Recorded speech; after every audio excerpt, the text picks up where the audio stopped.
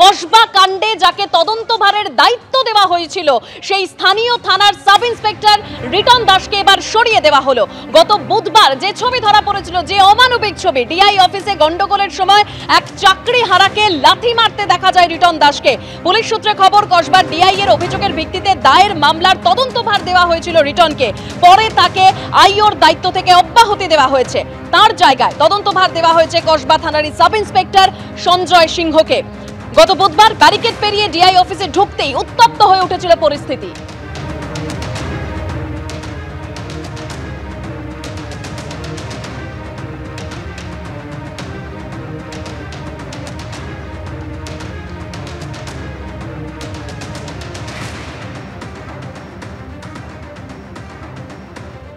আসি পরের খবরে। ওয়াকফ আইন বাতিলের দাবিতে এবার পার্ক সার্কাসে বিক্ষোভ, যেখানে ব্যারিকেড ভাঙা হয়েছে সেই ছবি রাখবো আপনাদের সামনে।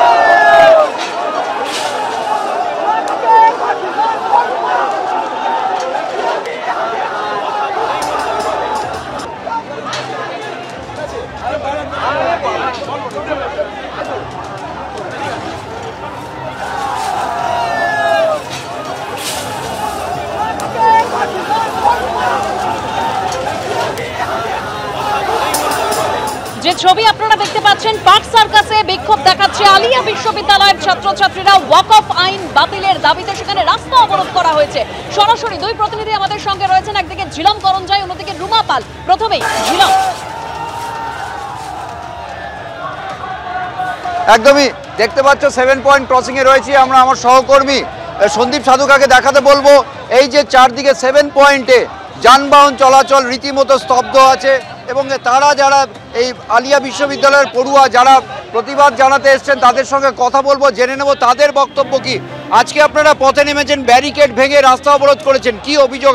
দেখুন, আমাদের অভিযোগ সংবিধান বিরোধী যে কালা কানুন আইন বা অ্যাক্ট এনেছে কেন্দ্র সরকার, তার বিরুদ্ধে আমাদের মূল প্রতিবাদ। যেখানে ভারতবর্ষের সম্প্রীতি বজায় থাকে সেখানে বিজেপি সরকার ভারতবর্ষে চাইছে সাম্প্রদায়িক দাঙ্গা বাজাতে। এই দাঙ্গার বিরুদ্ধে, সংবিধান বিরোধীদের বিরুদ্ধে আমাদের আজকের এই প্রতিবাদ। অর্থাৎ তাদের এই প্রতিবাদ চলছে। আমরা দেখতে পাচ্ছি যে পুলিশি কর্তারা রয়েছে এবং যে রাস্তা ব্যারিকেড করা হয়েছিল, বন্ধ রাখা হয়েছিল পুলিশি মধ্যস্থতায়, এই মুহূর্তে একাংশের যে ব্যারিকেড সেটা খুলে দেওয়া হয়েছে। যারা রয়েছেন তাদের সঙ্গে আমরা কথা বলবো এই মুহূর্তে। আপনারা কি এখানে যে অবরোধ তুলে নিচ্ছেন? না, আমরা অবরোধ তুলছি না। আজকের মতো আমরা শান্তিপূর্ণ মিছিল কমপ্লিট করলাম। আগামীতে আরও বৃহত্তর আন্দোলন নামবো আমরা এবং এই কালা কানুন যতদিন পর্যন্ত সরকার তুলে নেই ততদিন পর্যন্ত আন্দোলন চলবে। এবং আপনারা খুব ভালোভাবে জানেন যে এই সরকার সর্বদা বলে সবকা সাথ সবকা বিকাশ, কিন্তু আপনারা ভাবুন ভালোভাবে সবকা সাথ সবকা বিকাশ কীভাবে হচ্ছে। একটা জাতিকে বারংবার দেখা হচ্ছে একটা জাতিকে কিভাবে কুক্ষিগত করা যায়। অর্থাৎ বারবার যে আক্রমণ করা হচ্ছে বিজেপি সরকারের পক্ষ থেকে, সেই প্রতিবাদ দেখতে পাচ্ছ। চারদিকে ব্যারিকেড এই মুহূর্তে সরিয়ে দেওয়া হচ্ছে একাংশে পুলিশের সঙ্গে কথা বলে, তবে আন্দোলন তারা চালিয়ে যাবেন তেমনটাই বলছেন।